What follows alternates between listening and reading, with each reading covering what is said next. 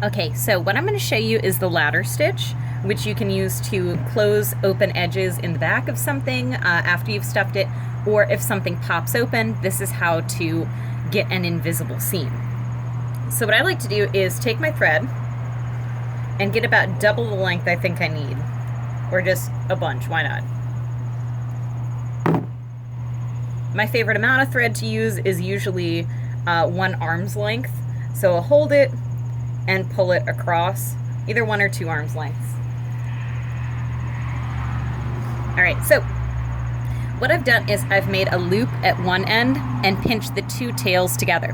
What this is gonna do is when I go through to create that seam, instead of making a knot with a tail at the end, I'm just going to take my 2 tails after I've gone under and come back up and slide it through. Now this is going to just create something like this, so you don't have to worry about the tails in a knot.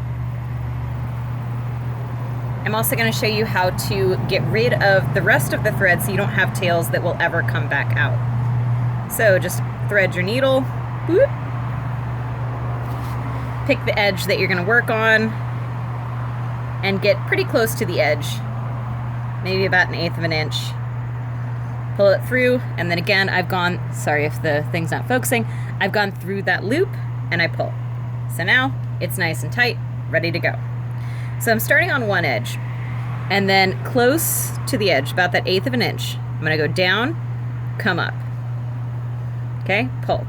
In that same spot on the next side, I go down and I come up.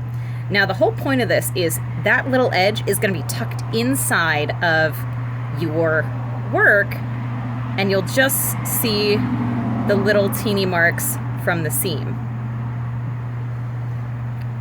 So go under, come out, switch sides, under, come out, switch sides, under, come out. And as long as you're not pulling super duper hard, you won't get a pucker on that. If you pull really hard, you get that pucker, and it's not great, but it'll do the job anyways. So I'm just gonna finish this little guy up.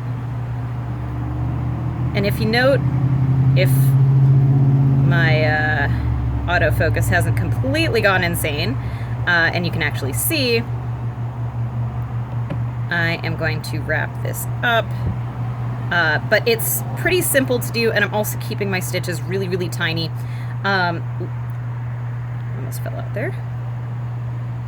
And the smaller your stitches and the closer they are together, the better it's going to look, because it's going to look closer to an actual machine sewing technique than hand sewing. You can also, after you're done, just pull the little strings of stuffing out, and no one will ever know the difference. Alrighty, almost done. And then I'm going to show you how I end it, which is so, whoopsies. That's why you leave yourself a little extra thread room, max thread room. Okay, yeah, almost in there. Okay, boop.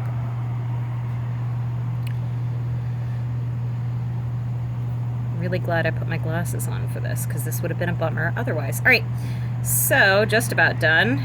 And here I found the last bit of machine stitch.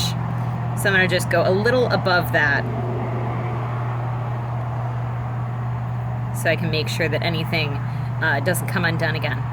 So once that's happened, I'm gonna take that last little area, I'm gonna go down and come up, again keeping it small.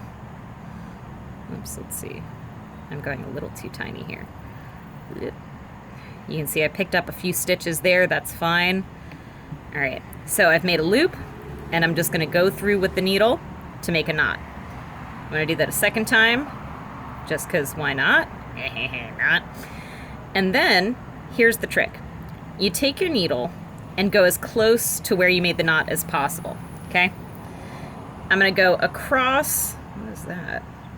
Oh, okay. I'm gonna go across and come out the other side, okay? Next, I pull it through, and that's gonna get rid of that last little bit. Pull it tight, not super tight, and you're just gonna cut it. I just use my teeth, but Then once you spring it back out, it sucks it back in and you'll never know that it was even there. So that's how to do the ladder stitch. You get a really nice finished seam from that. And if you follow my directions correctly, you won't even see where your knot is. There you go.